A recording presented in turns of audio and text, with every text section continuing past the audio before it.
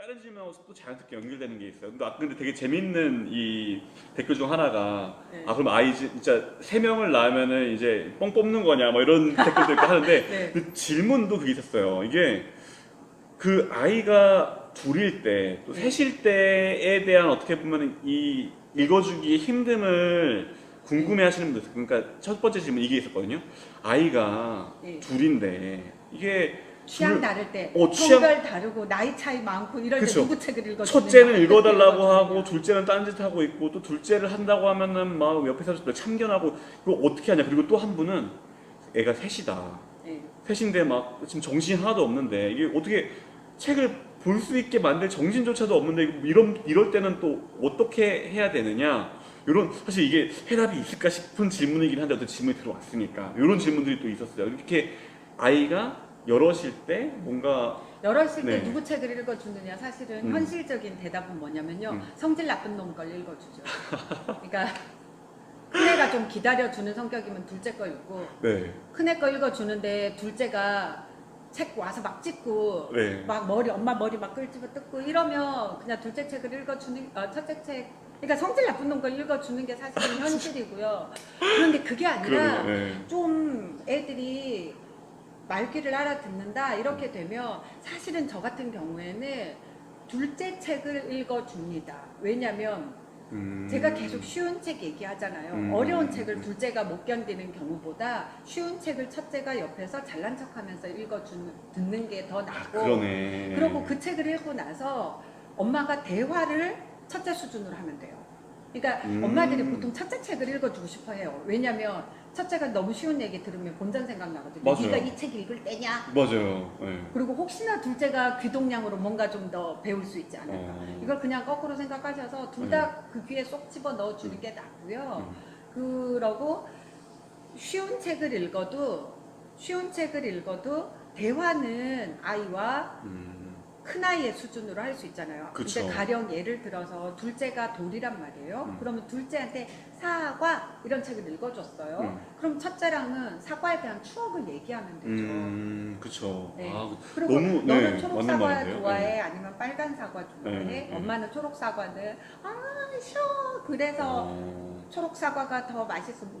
이런 네. 식으로 대화가 첫째한테로 맞고. 그러네요. 책의 대화 수준도 책에 맞출 필요는 없고 그럼요. 책은 쉬운 거를 네, 읽어주고 그렇게 네. 일단 기본 어쨌든 현실적으로는 성질 나쁜 녀석을 읽어줄 수밖에 네, 없긴 네, 하지만 어쨌든 그 문제만 없다면 현실적인 문제만 없다면 어쨌든 둘째 자연스럽게 거를 읽고, 쉬운 책을 읽게 되면서도 네. 다 해결할 수 있는 그렇게 좀 어린 아이. 그리고 아이들이 너무 취향 차이가 나거나 아니면 그 취향 차이가 너무 많이 나거나, 정정혜 쌤 들어오셨나봐요. 네. 선생님! 취향 차이가 너무 많이 나거나 그럴 때는 사실은 독서 시간을 분리하는 게 다 나아요. 그러니까 엄마가 한 권 읽어주고 3명한테 뽕 뽑을 생각하지 마시고요.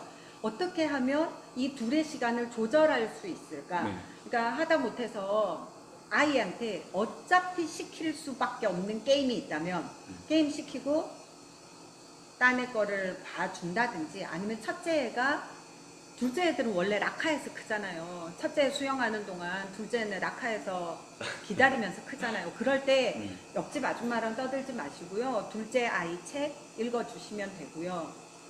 사실은 엄마가 그거 정말 쉽지 않거든요. 옆집 엄마랑 떠들고 커피 한잔 하는 게 엄마의 사실은 숨통 트는 시간이기도 한데, 그런데 그 시간에 둘째 영어가 커요. 그러니까 그냥 애 라카 기다릴 때, 라카나 대기실이나 이럴 때 둘째 영어 읽어주시고, 둘째가 간신히 잠들면 그때 애가 둘째가 잠드니 나도 쉬어야겠다 하지 마시고 첫째 책 읽어주시고요. 네. 그리고 저 같은 경우에는 터울이 많이 지는 경우에는 잠자리 독서를 포기했어요. 그게 잠자리 독서에 대한 질문도 있었는데 아예 그냥 그러면 어떻게 놀죠.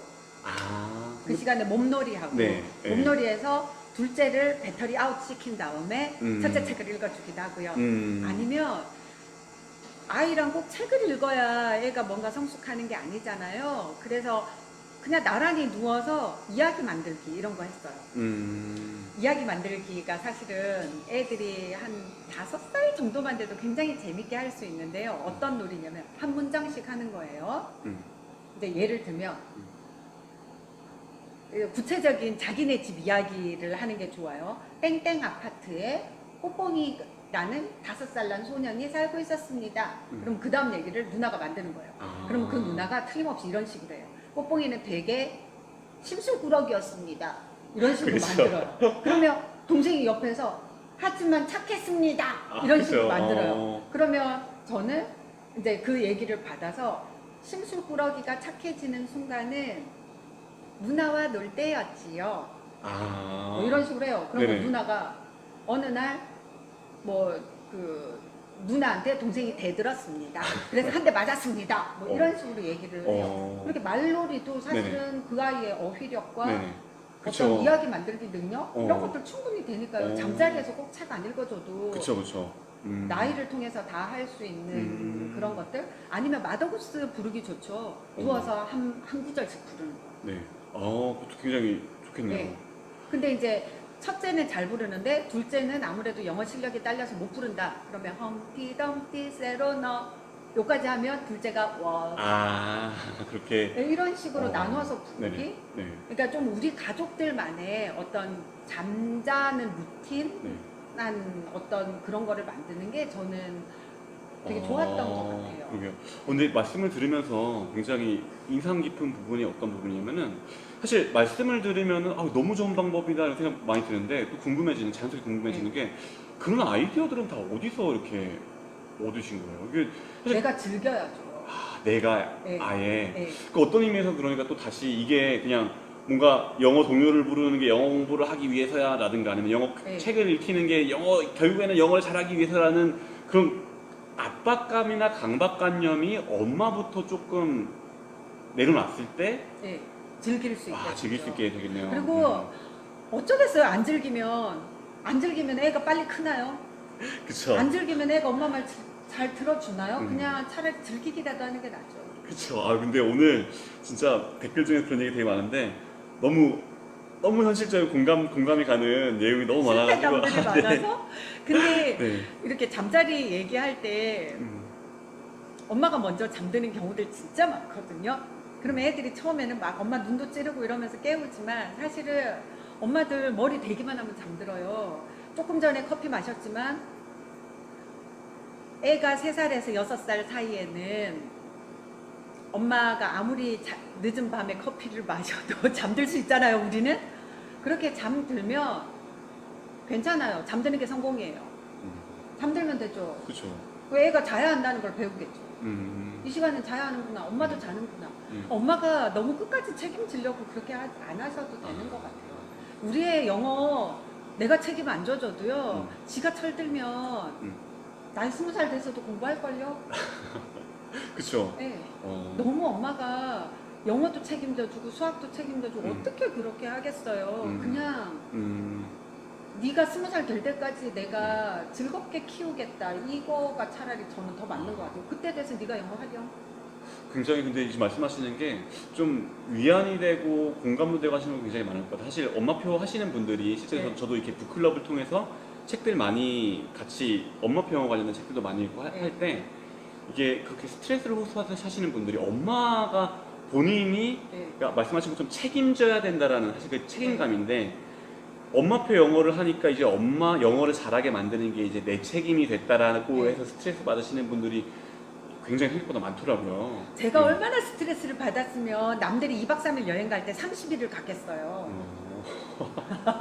그래서 한 달 살기. 그럼 제주도에 한 달 살기가 다 스트레스와 네. 이런 것들의 결과물인데 그런데 그 스트레스가 저한테 책을 줬잖아요.